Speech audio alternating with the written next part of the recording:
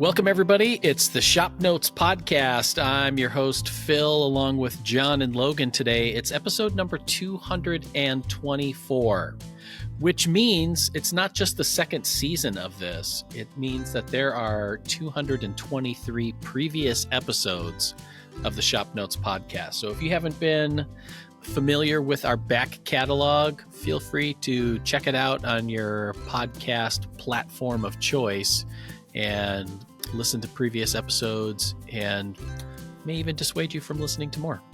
Who knows? This episode of the ShopNotes Podcast is brought to you by Harvey Industries. Good enough is not good enough. See all of our new tools at harveywoodworking.com. All right. As is our tradition, we're going to get started with some comments from the last episode. Woodtick Greg says, I have a fully restored 1949 South Bend Heavy 10 lathe that I have made a lot of stuff for the wood shop with, like dowel transfers, wood lathe tools, etc. I also make bicycle parts with it, or whatever I need. It's cool to have. He's just bragging. Yeah. I think he's trying to get Logan to buy a metal lathe. Like it's just another vote in that corner. Mm-hmm. Christopher Hathaway said it was a great podcast and the dreamy music was spot on. Jeff Yantha says that it was this one we were starting out hot with Logan on a couple of hot takes from him. Puppy Doc. What our podcast was about, but probably. We need to go back and look at the catalog, apparently. Yeah. Puppy Doc says, I was going to harass Logan about the 3D printed Wolverine and Deadpool accoutrement in the windowsill, but then he confessed his addiction to it on his own. Mm-hmm. I have printed out more fun stuff than actual tools and shop aids. It is an addiction. The dreamy music was spot on. Bob. Right. Yeah. The dreamy music was spot on, and yeah, Logan did have a bit of a romance look in his eyes while talking about the Pattern Maker's lathe. Mm-hmm. Great episodes and plenty of laughs. Thanks again for keeping the show going. Oh, and Phil, great reference to 227. I'm old enough to remember and picked up on the reference right off. I'm old. All right, boomers. Right? It was more like we are children of boomers, so we had to watch whatever they were watching on TV if we wanted to watch TV. That was our babysitter. Right. You're not wrong. So, earlier this week, Logan, you sent us photos of your scroll saw adventures. Yeah, I hate to admit it was kind of fun. For the first, 20 minutes, and then it was really the same old. But it looks kind of sweet, not gonna lie. Okay. So, will Peter Jackson come after me for copyright infringement? Maybe. But that's a problem for future Logan. Yep. That sounds like something Peter Jackson would do. Probably. Yeah. Also, it's not like you're selling it, so... No, and I'm not going to offer the pattern, for the White Tree of Gondor. Mm-hmm. It just happens to adorn the front door of my desk. Yeah. I'll put a photo of it on the show notes page. I think I'm a little behind on getting show notes pages up there. We changed our login information for website content, and it's been a little bit of a fiasco. It's not password 1234 anymore. Right. It's so secure we can't even get into it. Yeah. So good luck, hackers. Yeah. Fool us once through the Taunton servers, never again. Yeah. The hackers are probably like, we're already in here waiting for you. Yeah. Do you need us to unlock the door? Yeah. Can you let us in? Yeah. Fool me once, shame on you. Fool me twice, shame on me. Fool me 3 times, back to you. Yep. All right. So is the desk complete now? Is that the... It is ready for final photos. Does that mean it's complete? Not necessarily. I have a little bit of fitting to do with like drawers and stuff. And of course, these side mount drawer slides I bought have no adjustment on the screws. Like there's no like slot for the slide to move up and down or, whatever, wiggle around. So what that means is it's an entire process of like measuring, seeing what corner needs to move where, moving the pair of slides in conjunction to get faces. It looks fine on a final photo. But in reality, sitting here, I can see, one corner is sticking out a little bit. One corner needs to drop back, But yes, it is. All the woodworking is done on the desk. Okay. So. See, when I'm building stuff, I love using hinges and drawer slides that are adjustable because I can never get stuff right on the first time. But the other problem with those are you are always adjusting them. It seems like. Yes. They always need adjusted.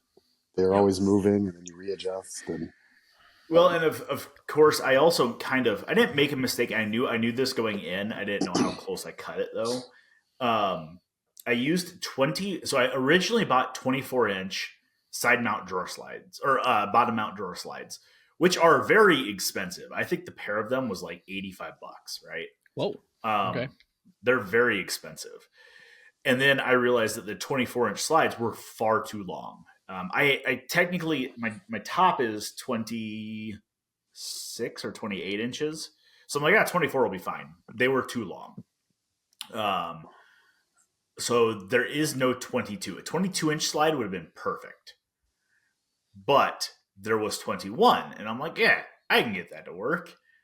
Well, the problem is that the clips that mount to the bottom side of the drawer, it's so tight. Like it's like right there. So I didn't have a whole lot of room to fudge on these drawers anyways. And now I'm just kind of, paying the piper by having to go in and move slides and all that jazz. But I am very happy with how the keyboard tray worked. I used Butler hinges to do a drop front. So there's basically a front and a false front. And then when you pull it out, that front folds flat, so you have an entire keyboard tray at your disposal. It is too small for my keyboard. It's the perfect size for my Mac keyboard. And I'm going to kind of outline that. Like, hey, if you have a wide mechanical gaming keyboard like I have, it's too big. But if you have, a standard like Mac or, whatever, it's the perfect size. But I'm very happy with how this worked. I did the pockets. I think we talked about that. I did the pockets with the Shaper Origin for those Butler hinges. Worked beautiful. Again, my keyboard tray slides are side mount.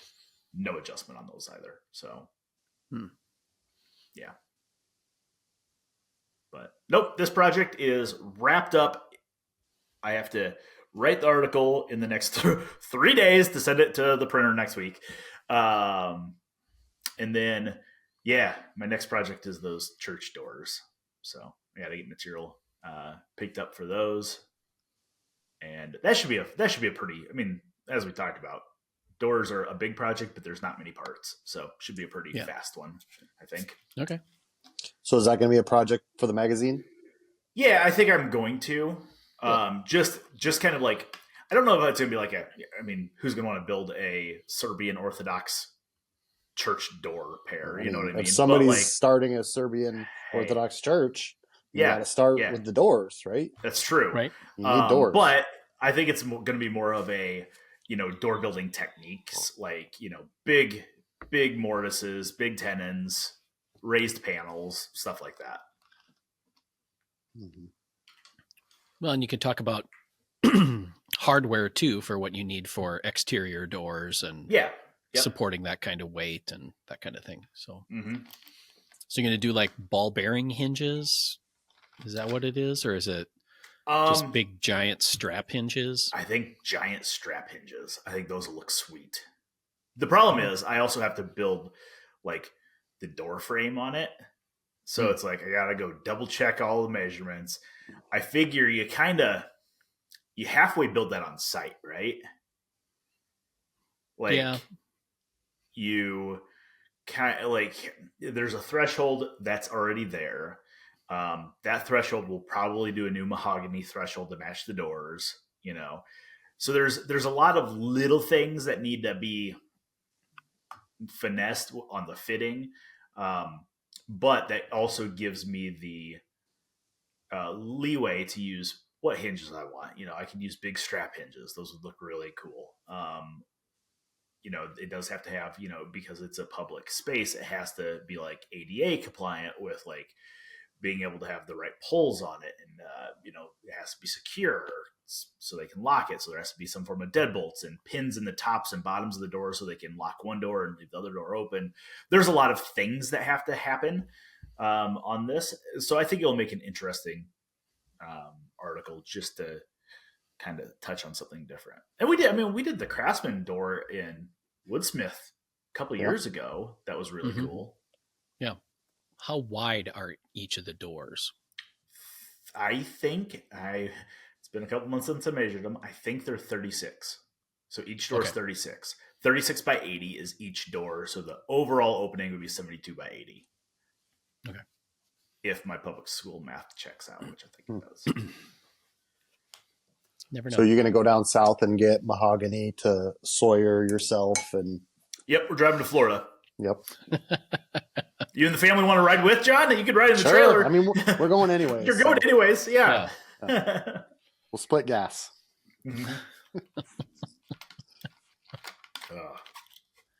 Nope, that will be a order it from Liberty Hardwood, our preferred hardwood dealer in town that's not Chunk Trunk.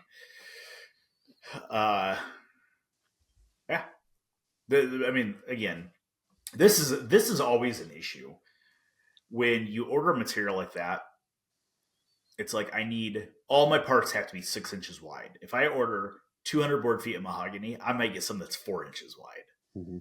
I might be able to specify, minimum of 6, but then I'm going to get stuff that's 9 inches wide and I'm going to have to rip 3 inches off. Yeah. So there's always that, like, I'm going to lose something somewhere. So it's like, I'm going to add 30%. I think that's what I estimated. And I told the folks at the church that, here's the material cost, or here's the amount of material we need plus 30% for trimming and stuff. And like raised panels and stuff, I'm not concerned about those being glue ups. So, if I am ripping 3 inches off, I can make a panel of 3-inch wide mahogany. That's true. Yeah. This episode of the ShopNotes Podcast is brought to you by Titebond. You want a glue that you can trust, and fortunately, Titebond has the glue you need to get the job done with confidence. From interior glues with strong initial tack and short clamp time to exterior glues with exceptional strength and water resistance, look to Titebond, the right glue for your next project. For more information, visit titebond.com. All right, earlier this week, John and I, we're continuing to do it as a online learning course that I'm shooting on making a dining room table that was recently featured in Woodsmith magazine. So you'll be able to see that coming up soon. In the course of making it, we had to remake a couple of parts that had a little bit of a failure in it. So, and in doing so, in order to get the parts remade, we went with loose tenon joinery on it. And John used a jig that I designed and made. And I know that at one point, John, you made a comment about appreciating the concept of loose tenon joinery. Mm-hmm. Yeah. I'm sold on it. Don't need a chisel at all. Just route both things and make some joint or some loose tenons to fit and keep on trucking. Yeah. I think the other part, I'm really happy with how that jig turned out. It's worked pretty well. There are probably some changes, if I were to think about it, that I would maybe incorporate. But one of the things that I noticed is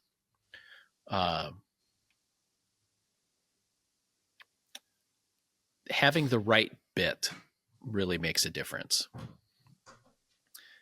And we had just recently got one of Woodpecker's new bits in that is has 3 cutting flutes on it, and had at least 2 inches or just a shade over 2 inches of cutting length on it, which worked out really well for that jig, and to be able to cut pretty large, deep mortises in the pieces, which I thought was really nice. Because I had used it previously, the jig, with a different bit,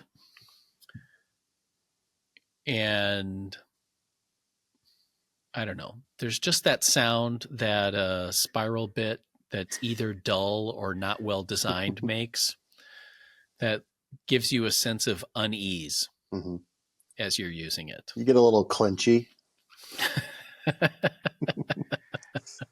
Well, I find that and we've shown them, we've used them, and they do work well, but they're not sharp per se. Those like end milling bits, we've used those in the past, and they work. So they work really well in like stringy wood, I guess, where you really need to like chew up the material and get it pulled out of there. But same thing. It's like once they start to, that guy right there. Yeah, so I'm holding up one. Chris Fitch had recommended it, and he had purchased a few of these because he, in a previous life, did some like landscape related woodworking and mortised a lot of cedar. So this is technically like a roughing bit with, you can see all the striations or individual teeth on the flutes. Yep. And I've used one of these. Like I said, we had several around here, but this one, I don't know how well it shows. I'll put a photo on the show notes page. Is a little burny at the end. And when I was using it, it was basically just like friction burning its way to make a mortise rather than cutting any wood. Yeah. Well, and like, as I'm going down this machinist rabbit hole a little bit, I'm starting to understand like end mills like that definitely have different applications, where there are non-center cutting end mills, there are center cutting end mills, ones that you can plunge, ones you cannot plunge, stuff like that. So I think making sure you have the right one is exactly what, making sure you have exactly the one you need gives you the best opportunity. But still, those are made for metal. You don't need sharp stuff to cut metal usually. Like you need sharper tools to cut wood than you do to cut metal. You need harder tools to cut metal. So those don't last super long. And like you said, that's a really long bit. So like as soon as it starts getting a little dull, you get a little vibration. You get that little as you're trying to route the mortise. It's like, this is not good. Yeah. Well, and even so, I had started with that bit, the end mill, and that one was terrible. And then I had found another one that was shorter, but still worked for my application. And I don't know, there is geometry of, like the angle of the spiral flutes and that kind of thing that just, for whatever reason, just did not agree to me with like what a nice sound would be. And I think, one of the reasons Chris likes these metal cutting end mill bits is he likes the 4-flute ones because there's more stability in the bit and there's more root left of the bit than if you have like a 2-flute one where there's just so much metal that's removed out of the bit. So whatever secret formula that Woodpeckers is using on that spiral bit with the 3 cutting flutes and that angle, I don't know what the name of the angle is. Some math nerd will correct me on that, but it worked really well. And plus it was a new sharp bit, which also makes a big difference. Yeah. I will say that I believe the Woodpeckers blades and bits are the best products that they make. Oh, really? Yeah. Wow. I think their router bits are better than anybody else's. Come at me, Amanda. But I think that they are better than anybody's, especially for the price, because they manufacture right there. Right. And like, and we know other router bit companies. We use a lot of Woodline router bits. Woodline's been a sponsor of or an advertiser for a long time, and they're good. But Woodline doesn't make all their bits, so there's always that kind of little bit of extra markup. So sometimes you might pay a little bit more for a Woodline bit than you would one from like somebody like Woodpeckers, who is making it there. So they're the manufacturer direct to consumer. So you save a little bit. What was it? Must have been the little mantle box class that I did. We had to route a bunch of stuff. So I'm like, you know what? I know what these people are going to do to my router bits. So it's just like I ordered, I don't know, 6 or 8 quarter-inch spiral upcut bits from Woodpeckers, and it was like $70. Like, it wasn't hurt. I mean, I was like, I would spend that for 2 bits from a lot of other places. So, and they're super nice. Yeah. So anyway, that combination, and it was nice working with loose tenon joinery, just because it made the replacement of some parts for this project really quick, because we just had to basically cut them to size, route some mortises, make up some loose tenon stock, and then we were good to go. So the audience wants to know what failed on them. The user. Human error. Yeah. Okay. It's got an angled cut off on the torso of the trestle table, and at some point I got off on the jig that cut the angle, so then that angle was slightly wrong, and then we didn't catch it till later, so it kind of compounded down the line from there. Got it. So yep. Measure once, cut 10 million times. Right. Yep. And then when we had originally glued on blanks so it's a trestle table. Yeah. So there's the upright piece on the trestle is we're calling it a torso just because of the shape of it. And then the 2 feet come off at an angle. In order to simplify the clamping, we left the feet in a rectangular blank with tenons on the end that fit into the angled mortises or angled cuts on the upright. And combination of setting up the jig and whatever, making those angle cuts a little bit off, and then in gluing up, I just got turned around and flipped the orientation of the feet. So we were going to end up with a much shorter, squattier looking trestle table, which isn't as comfortable to sit at. So we ended up having to remake those parts. Yeah. Like, we could have made it work, but the thing is, we're teaching a video or shooting video for a class to a plan. So it's like, you want it to all match up. It's like, we're not trying to just get to the end. It. Yeah. Yeah. So it's like, got to get it right. Yep. That's shop tested. We've said it before. Video woodworking is not real woodworking, or sometimes it's too real of woodworking. Yeah, it's unforgiving. Yeah.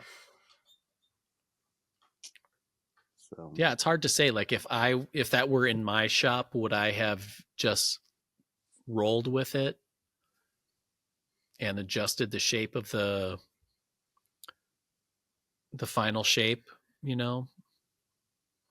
I think where we ended up, I think even that would have been beyond the amount of putzing that I can and have done on other projects in order to rescue a part. Yeah. And it's always easier doing it the second time, because then you know how to not do it. Right. Yeah. So you're anyway, very careful to be like, I'm going to do this, but I'm not going to make the same mistake. Am I? So yeah, like John said, in the end, we were trying to find out, was it a problem with the plan? No, it was not a problem with the plan. Yeah. It was a problem with the people who were executing that plan. Which is better. So right, because then we don't have to change the plan. Yeah.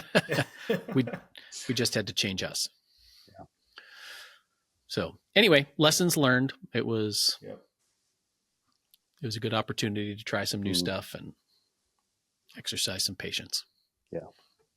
Which is good too, is going back, because when we build a project for the magazine, like the designer draws it up with, shop drawings, hands it off to the builder. They build it however they build it.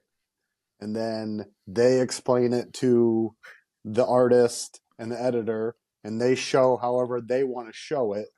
So it's like, it's good to go back and build it from the plans that we put in the magazine, because then it's like, is there something lost in translation there? Did we explain it right? Is there a way we can explain it better?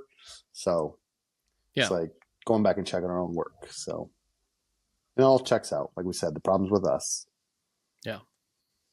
That's a good way of putting it, because, something that you don't really see really in a magazine, whether it's Woodsmith or Popular Woodworking, is like, there's something it's especially true in Woodsmith and ShopNotes, where we call it pacing, that we want to have a certain number of parts that we show or actions that are required on each 2-page spread. So when you open up that spread, you're not overwhelmed with building, seeing a drawing that has 1,000 parts on it and, hundreds of dimensions. And then you flip the page and it's like, oh, here's a drawing with 2 parts and 6 dimensions. So we try and pace those out. And sometimes the needs of construction or just an alternate way of construction would be different than how it gets presented in the magazine. So there you go. Yep. The advantage of being able to do it on video is that we know that we're going to be able to offer the original plan for someone, and they can see that way of constructing it. And then in the video, I can talk about different options for doing a similar setup and, compare and contrast, so that if somebody has another technique that they prefer, then it's like, oh, okay, just because a plan shows mortise and tenon doesn't mean that it has to be a mortise and tenon. It could be loose tenon. All right. I think that wraps up another episode of the ShopNotes Podcast. Kind of a quick one today for this week. We're coming up on spring breaks through here, so stay tuned. Hopefully the weather is shining on you in all the right ways in these next couple of weeks. If you have any questions, comments, or smart remarks, you can send those to woodsmith@woodsmith.com or leave them in the comment section on our YouTube channel. It's actually a great way to interact with us and help us find new things to talk about. It's always fun to read what you have to say. Don't forget to book a place on your calendar. October 10th and 11th this year, we're having Woodworking in America back in Des Moines, Iowa. The website will go live within the next couple of weeks here on signups, so make sure you join us for that. And then coming up, Logan and I will also be at the Grizzly Tent Sale in the beginning of June, 6th and 7th, I believe. Friday and Saturday in June. So thanks for listening, everybody. Special shout out to Harvey Tools for sponsoring today's episode. You can check out all of their new tools at harveywoodworking.com.